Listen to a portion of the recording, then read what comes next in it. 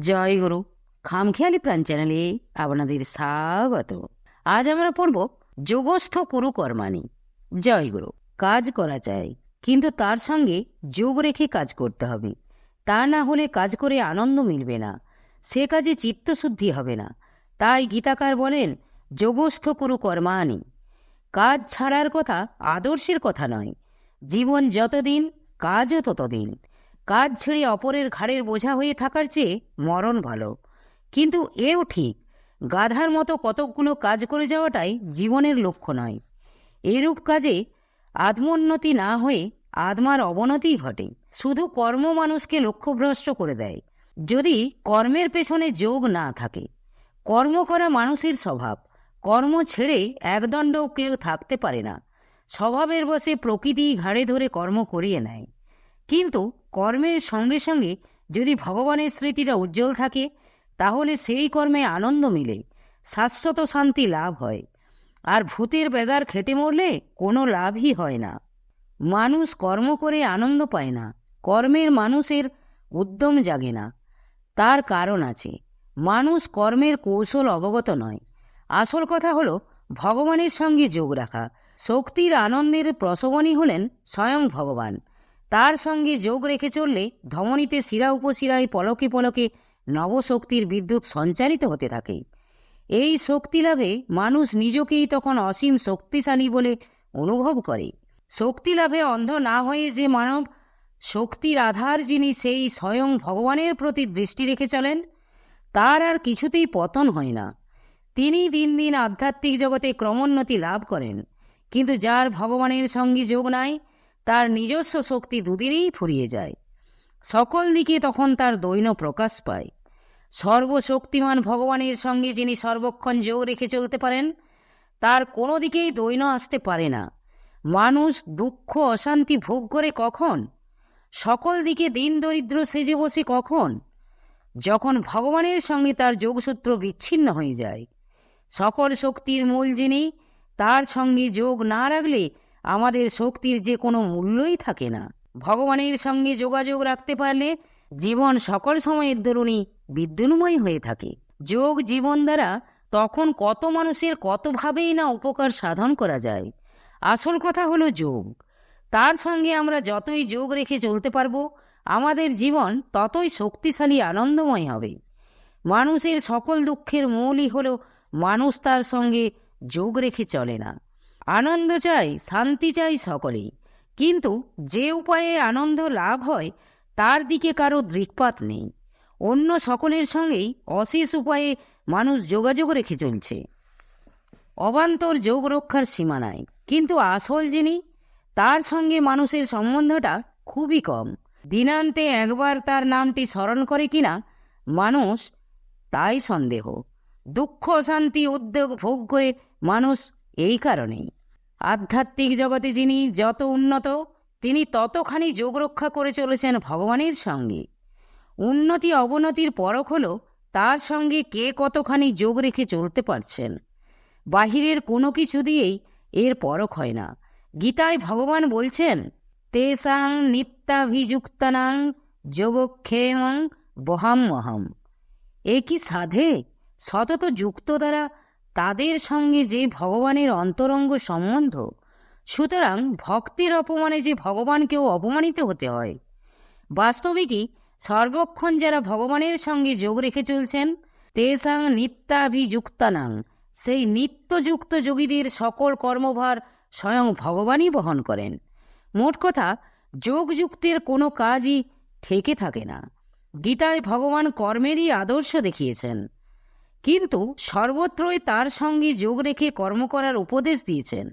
এটি প্রধান লক্ষ্যের বিষয়। আমরা ক্ষুদ্র, আমরা দিন দরিদ্র, যতক্ষণ আমরা নিছক আলাদা, কিন্তু আমরাই মহৎ, আমরাই শক্তিমন্ত হয়ে উঠি যখন ভগবানের সঙ্গে আমাদের অবিচ্ছেদ সম্বন্ধ সূত্র স্থাপিত হয়। সকল সাধনার লক্ষ্যই হল তার সঙ্গে অবিচ্ছিন্নভাবে যোগ রেখে চলা। এই যোগ রেখে চলার জন্যই এক এক মনীষী এক এক উপায় উদ্ভাবন করেছেন। কিন্তু যোগের কথা সকলেই বলে গিয়েছেন। ভগবান যে ঘরে আছেন সে ঘরে অনাচার চলে না। মণ্ডপ গৃহকে পবিত্র রাখতে হয়। ভগবানের সঙ্গে সর্বক্ষণ যোগ রেখে চলতে পারলে এই দেহ মন বুদ্ধি দিয়ে তখন আর কুকর্ম করা চলবে না। তার সঙ্গে যোগ রক্ষার ফলে অনবরত ভিতরে দিব্য শক্তির সঞ্চার হতে থাকবে। প্রাকৃত জীবন তখনই দিব্য জীবনে পরিণত হয়।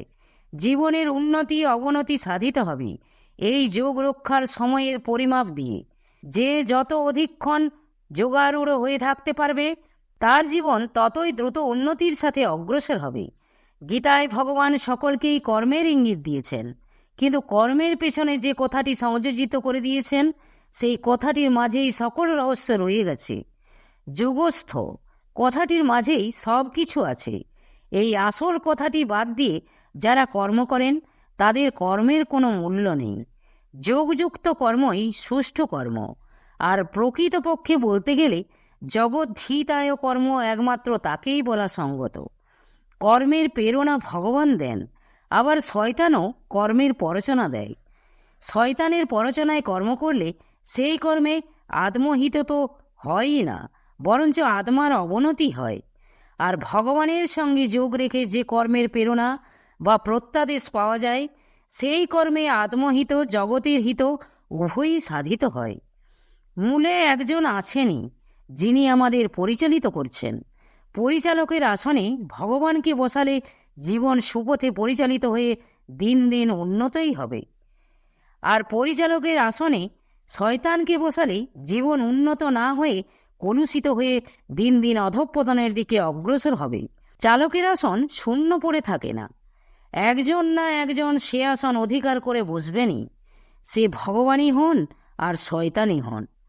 যোগস্থ হয়ে কর্ম না করলে কর্মের প্রেরণাস্থল শয়তান এসে অধিকার করে বসবার খুবই আশঙ্কা রয়েছে। অনেক কর্মীর জীবনই এর প্রত্যক্ষ প্রমাণ। তারা হয়তো কর্ম খুবই করে গিয়েছেন, কিন্তু কোনো কর্মই যোগস্থ হয়ে করেননি। এজন্যই তাদের কর্মের সুফল প্রসব না করে অভিশাপই বর্ষণ করেছে। অর্থাৎ কর্ম করে তারা কোনোদিন কারো হিত সাধন করতে পারেননি। কেবল যোগস্থ হয়ে বসে থাকাও গীতার আদর্শ নয়, আবার কেবল কর্ম করে যাওয়াটাও গীতার আদর্শ নয়। গীতা বলছেন যোগস্থ কুরু কর্মাণি। যোগের দিকেও লক্ষ্য থাকা যায়, আবার কাজও করা যায়। এর চেয়ে জীবনের বড় আদর্শ কি হতে পারে? কেবল কর্ম আর কেবল আধ্যাত্মিকতা কোনোটাই জীবনের আদর্শ নহে। চাই দুজনের সামঞ্জস্য। প্রকৃত কর্মবীর বলবো তাকেই, যিনি একাধারে যোগী এবং কর্মী। এই অবস্থা আয়ত্ত করা বহুদিনের সাধনা সাপেক্ষ। প্রথম অবস্থায় দুটোতে কিছুতেই মিল খাওয়ানো যায় না। যোগ রাখতে গেলে হয়তো কর্ম হয় না, আর কর্মের দিকে মন গেলে যোগ হয় না। কিন্তু গীতার যোগস্থ কুরু কর্মাণি, যার জীবনের আদর্শ, তিনি কেবল যোগে বা কেবল কর্মে কোনোদিন সন্তুষ্ট হতে পারবেন না। সুতরাং সমন্বয়ের দরুন তার ভিতর আপ্রাণ চেষ্টা দেখা দিবেই। ভিতরে তীব্র সংবেগ উপস্থিত হলে সমস্যা সমাধানের উপায় স্বয়ং ভগবানই এসে বলে দিবেন। উঠা বসা খাওয়া পড়া উন্মেষ নিমেষ সর্বাবস্থায় ভগবানকে স্মরণ করে চলার নামই যোগ। দীর্ঘদিন অভ্যাসের ফলে ভগবানের নাম সচেতনভাবে অর্থভাবনার সহিত করা সম্ভবপর হয়।